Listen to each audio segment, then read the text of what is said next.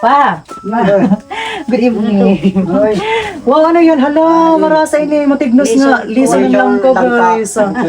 Grabe. So ngayon, meron ako. Galing pala ako ng bayan. Tapos, meron ako sa inyong pasalubong. Ito yung, ano gusto niyo? Hupia or yung burger. Meron dito. But before we start, meron tayo dito. Snack nyo. Pambili ng snack nyo ni Mother. Kopya lang na yan lang nga lang ka. Holy Evolution. Tapos, ito po yung ulam natin. May ulam na ba? 1 kilo ng manok. Bukas na lang to. Bukas na lang ng snack niya. Tapos, meron din ako ditong mga Langka. sabon ni Mother. Ay, Tapos, tapos iwasin naman tayo.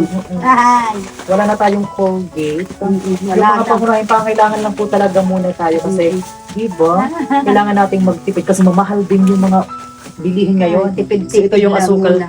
pang-partner ng ano nyo, tinapay. Wow. So ngayon, wag na kayong mag-coffee blanca kasi meron na kayo ditong gatas. At saka, ito yung para sa mga matatanda, yung mga coffee yung mate at mga- saka yung coffee. Old lang, mga old. Ito yung mga para sa kanila, guys. Ayan. So yung mga importante lang po muna talaga yung kailangan natin. Ang importante is may ulam na kami. May tuyong ang sawi, di ba? Mayroon Ari po, maritama. Ayan, so kapartner talaga ng pang-snack ni ng father itong meron ditong hupit. Yung Kopya. yung buto ng langka, mamaya na lang.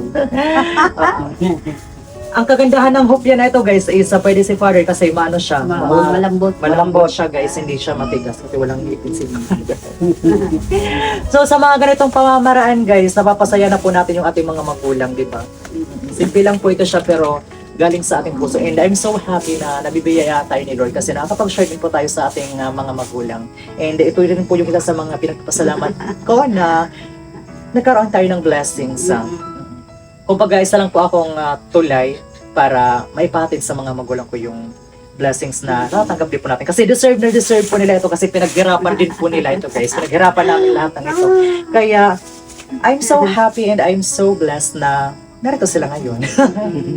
So, grabe, mabuti na lang, guys. Hindi kami naabutan ng ulan. Kasama ko yung pamangkin ko na nagpunta ng bayan. Ulan na naman dito sa Leyte. Yes, wala ngayon dito yung bunso naming kapatid kasi nandun na naman siya sa Burawin para kasi kasuhin yung pang second year college niya. Kaya, God bless and enrollment na naman. yes, Malapit na. laban lang po tayo. Laban lang So ano po yung masasabi nyo sa mga solid supporters natin na palagi nakasubaybay sa atin? Kasi minsan lang tayo makapag-vlog kasi super busy na po talaga, guys. Super busy sa mga Sa mga kanya-kanyang responsibility kasi father sa sa mga gawain naman ng pag ng pagtanim naman ng palay. palay. Kasi gano'n naman po talaga yung Araw-araw buhay. na Talaga naman ang buhay namin. Ito po yung season ng palayan na. Kasi nagtatagulan na ngayon. Yes. Ulan na. Kaya nag-uumpisa na ako mag-ano ng palayan. Correct. Araro na. Nararo na. So again, maraming salamat po talaga. Hanggang dito na lang po muna tayo kasi Thank you. lulutuin na po itong ulam namin.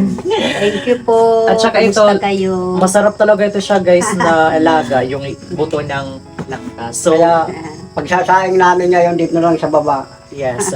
Dahil yung ano namin na nabutat. Nabuhay.